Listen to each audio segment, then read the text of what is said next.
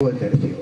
De tercio porque, como dijiste, hablabas de la adolescencia, de la transición y todo esto.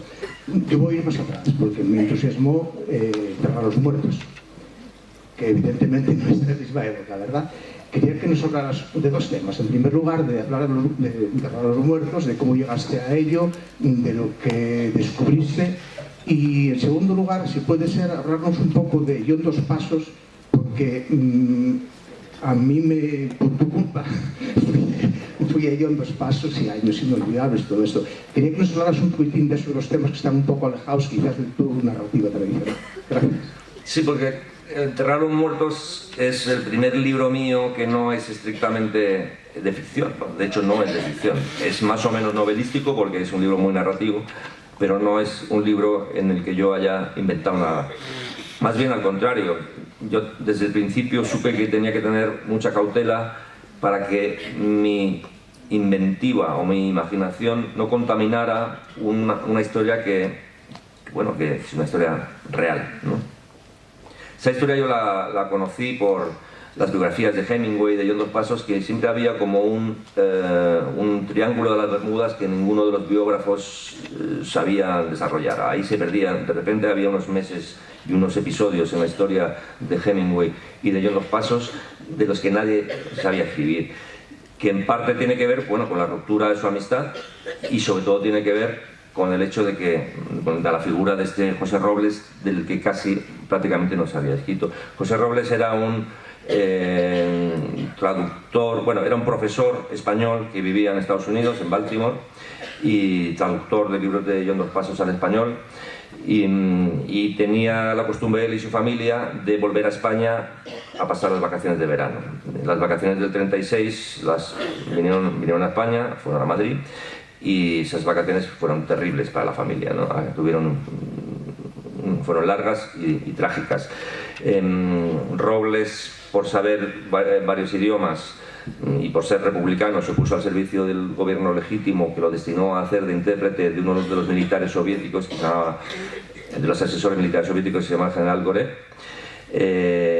y como al cabo de un tiempo se traslada el gobierno republicano a Valencia, Gorev no va a Valencia y él empieza a trabajar en la embajada soviética. Os recuerdo que son los años en que Stalin está haciendo purgas de cientos de miles de personas en la Unión Soviética. Bueno, pues él, digamos, cae en manos de unos sicarios que trabajan para la embajada soviética, y un día vienen a su casa, se lo llevan y ya nunca se vuelve a saber de él, ¿no? Desaparece. Probablemente porque su condición de intérprete del general Gorev le había dado acceso a secretos estratégicos, o no se sabe muy bien. El caso es que lo liquidan.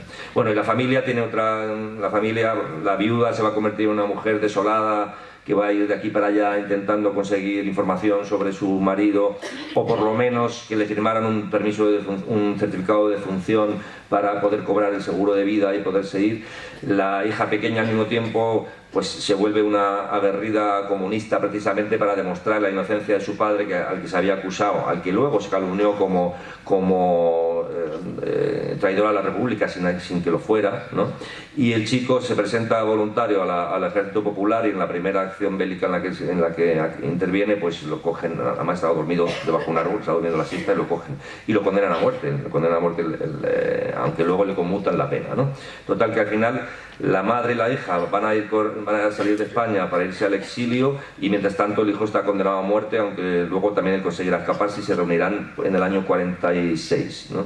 Bueno, pues esta historia la conocí por las biografías estas, precisamente porque no lo contaban, y yo quería averiguar qué era lo que había ocurrido. Se me interesaban mucho los dos personajes, o sea, Hemingway y Yo en dos pasos, y su relación con la Guerra Civil Española, y precisamente quería averiguar, pero por propia curiosidad, a ver qué era eso. Como ya entonces, cuando yo escribía este libro en el año 2000, lo publiqué en el 2005, pues cuando en el 2003 o así empecé a investigar esta historia, ya había bibliotecarias precisamente que hacían muy bien su trabajo, y que encima utilizaban internet muy bien como herramienta, pues escribí a la Universidad de Johns Hopkins de Baltimore, que era donde era profesor este hombre, y entonces resulta que ahí tenían todo el material. No tenía más que pagar las fotocopias, que eran como no sé, 5 centavos la fotocopia, lo que fuera, y me mandaban todo, ¿no?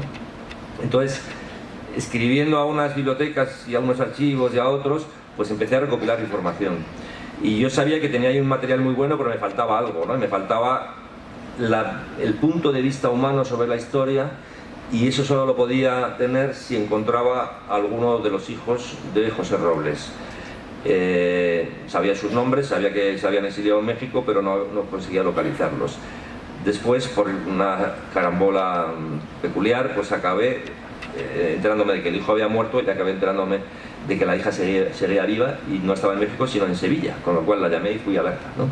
Entonces ya tenía el material, y tenía un material además que era muy sensible, porque era la historia de una víctima de la guerra civil que no era víctima ni de un lado ni del otro, porque él era republicano, pero los que lo habían matado habían venido a España a ayudar a la República teóricamente, con lo cual era un hombre que nadie lo reivindicaba del todo, porque estaba ahí un poco en medio.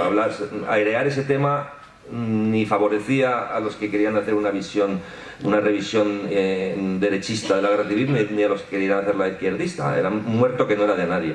Y luego había, pues eso, una persona a la que conocí, con la que trabé amistad, y que para ella era muy importante que su padre, que había sido calumniado tras ser asesinado, pues pasara limpiamente a la historia. Es decir, que se limpiaran esas calumnias que algunos historiadores habían seguido reproduciendo en sus libros, ¿no? Y bueno, por eso yo no podía mezclar nada de ficción con una historia como esta, en la que había casi un compromiso personal, ¿no? Un compromiso personal mío, que era a ese José Robles. Voy a contar su historia, pero además voy a contarla de forma que voy a reivindicar la figura de un hombre bueno que fue una víctima y que encima fue calumniada.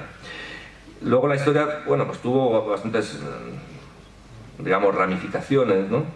Y al menos conseguí una cosa, conseguí que Migui Robles, la hija, que murió muy pocos años después, pues bueno, viera que se reivindicaba la figura de su padre, y que sobre todo se reivindicaba el buen nombre de su padre, y se borraba para siempre el estigma de que había sido un traidor a la República. Con lo cual, bueno, es un libro que para mí es algo más que literatura, porque la literatura al fin y al cabo son personajes que no existen, ¿no?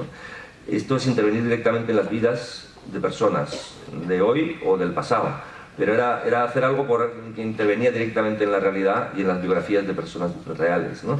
Con lo cual ese libro tiene para mí un valor especial, precisamente porque desborda el límite digamos, de la biografía. En cuanto a de la literatura, quiero decir. En cuanto a John Dos Passos, bueno, ahí también conseguí algo, que fue que de repente un autor que no se publicaba en España empezó a reeditarse. John Dos Passos, de todas maneras, es un escritor al que la historia no le está haciendo justicia, o el paso del tiempo, porque algunos de sus libros son muy difíciles de leer ahora, ¿no? Así como Hemingway, sus cuentos son como el buen vino que mejora con el tiempo, y que cualquiera de los relatos de Hemingway lo podemos disfrutar ahora igual que hace 80 años cuando los escribió.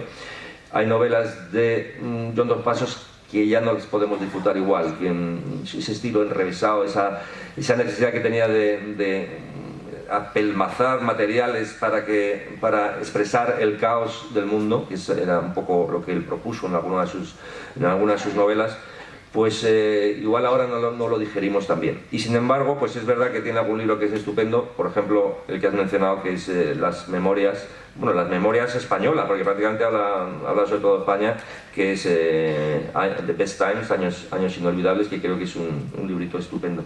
Es un libro que habla, creo que, por desgracia, creo que tengo más en común con John Dos Passos, que es peor escritor que Hemingway, que con Hemingway.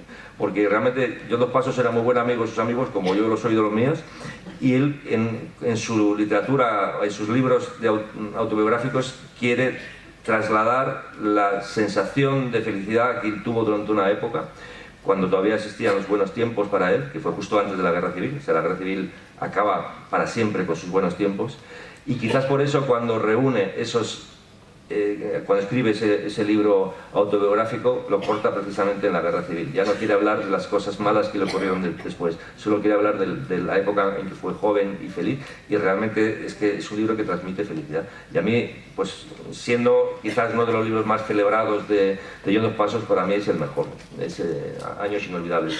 Esa autobiografía, que en buena medida es una autobiografía española, porque habla mucho de su relación con España.